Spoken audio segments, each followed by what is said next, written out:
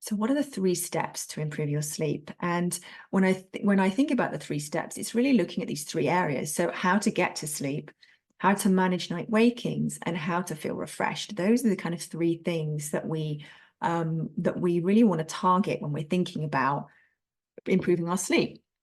So how to get to sleep. And this is about learning how to condition your body and your mind the right way to drift into sleep with ease.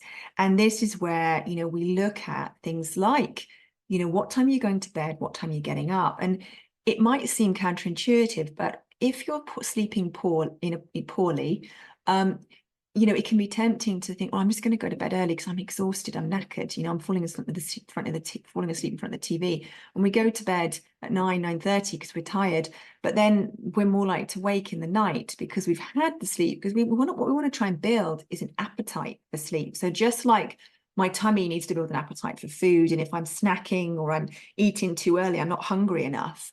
It's like that with our sleep, and we have to build our sleep hunger.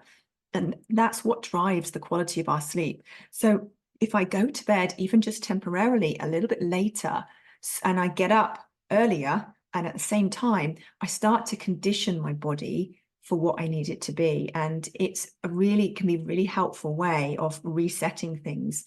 And alongside that, when we think about that's a very kind of CBTI approach. And there's a very clear pattern, and we look at what's happening and we create a plan and you put it in place. But alongside that, we need to be thinking about it from a more thinking about it from a mindfulness way of like, how am I gonna, what attitude do I want to bring to that process, and actually how can I be with this and just accept this part of the journey and just create a little bit of softness alongside the rules. We want to kind of have structure but not feel like it's rigid and like we're imposing it on ourselves. So there's quite a lot that we can do with this sleep appetite and building that sleep appetite, and then looking at the things that we're doing in the day that set us up for that. And when we're thinking about getting to sleep, one really, really important thing, and I'd really love this to be something that you take away, is that we actually need to stop trying. And that sounds really counterintuitive, doesn't it? But we actually need to let go of the effort to sleep and instead look at how can I create the ideal conditions, which comes back to that sleep river. I can't make the river flow. And when I stop trying to make the river flow and I stop trying to control it, and I just accept that my role is to look at how I get into the river, to let go and allow the river to take me, and create the right setup for myself, then that's all I need to do. And it means I can drop that worry and anxiety and feeling like I've got to kind of micromanage the conditions around my bedroom. And those things might help, but they're not going to be the full story. And in terms of night wakings, knowing exactly what to think and do to get things under control, no matter what causes you to wake up, that is really important. And again, there's different ways to do that. And what I really believe, and what I find works with clients I work with, is really being able to look at what's right for you. So sometimes what's right when we wake up is to have a special place where you go and you actually just have a nice, calm, peaceful experience, and you wait. You're thinking back to this sleep cycle. If I'm waking in the night, I know that I'm going to start feeling sleepy again within 90 minutes, probably. I'm going to start in probably less, because by the time I've tried to get back to sleep. So if I'm going to be trying to get to sleep for longer than 20 minutes, I get up and I quietly take myself somewhere. I make it something really nice. I set it up with a nice blanket. I have, maybe can make myself a herbal tea, have a little book. I'm not going to watch Netflix. I'm not going to start, doing lots of jobs, but it's about just taking myself and relearning the association with our bed, that it's just where I go to relax and sleep.